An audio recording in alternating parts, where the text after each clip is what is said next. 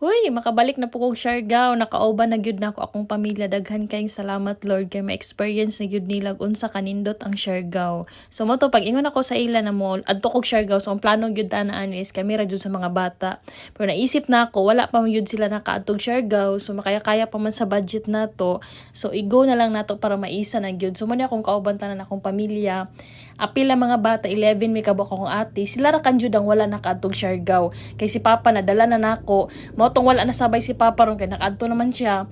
Si Mama katong pagkadto na mo is nasa Davao karon sakto kay nasya diri ron. So sila na pud akong dadon sa Siargao. Mo to ang among sakyan is kuan man kanang alas 11 na biyahe gikan sa amo. So ning sakay pa mi mga alas 9 na gyud minigikan. Sus giulan pa gyud mi mani blazing na gyud kaayo. So gikan sa season to terminal mo naog na pud ka paadto ka diri sa terminal port. Pagbaba nimo da sa kanang bus daghan gyud kaayong mga tang na mga bao-bao tag 200 ayo gyud mug sakayana dito sa unahan baktas mo na tag 150 isa ka bao-bao na, so daghan man kay may so duha ka bao-bao gyud. Mao to nakasulod na din mi dinhi, lipay na kanisla, excited na pud gyud kayo sila pero kay ang biyahe alas 11 pa man gyud.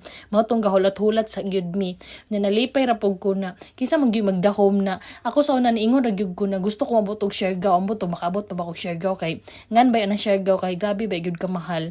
Pero depende gyud na sa pag-budget kay akong budget igo-igo ra gud ni basta ra lamang maka-experience sila, makaabot sila ngani day kanindot kay nata diri sa Surigao nya wala ta kalaag sa atong tourist spot bitaw na pinakanindot gyud bay pang mga lagyo na kalaag nya kita wala. Huy, kusog-kusog pud gyud ang biyahe sa kuan Montenegro may magisakyan na barko dali ra pud gyud binabot kay ni larga gud siya alas 12 unya abot mi diri alas 3:30 unya kay daghan man kay may kasagaran na pag ani dinhi magkuano gyud motor nya karon nagrent lang og multicab 2.5 ang multicab, so duha man siya kaadlaw mao tong 5,000 unya ang driver 1,200. Ang una din namo gilaag is kini dayon coconut view na diri sila makakita atong human drone. Pag human po dayon namo dito sa coconut view nagpa-kuan mi nag-experience na ko sa ila tong human drone, nag picture diretso pa dayon mi diri sa Taktak Falls kay wa pa pugog anhi diri tanaw na tog unsa pag yun ni siya kanindot.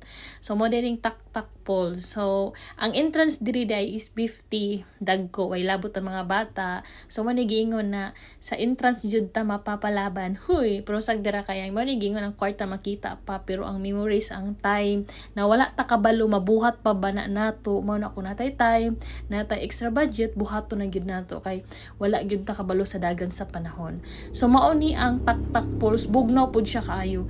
Nindot pud gamay ra nang ligo dinhi kay ang panahon nagdaot lagi mo uwan mo init na kini lagi nang gilaag pang trangkaso yung taon sila pero sige ra kay tagsaraman mao nang i-enjoy gihapon nalipay ra pud ko na nalingaw jud pud sila. Pag human pud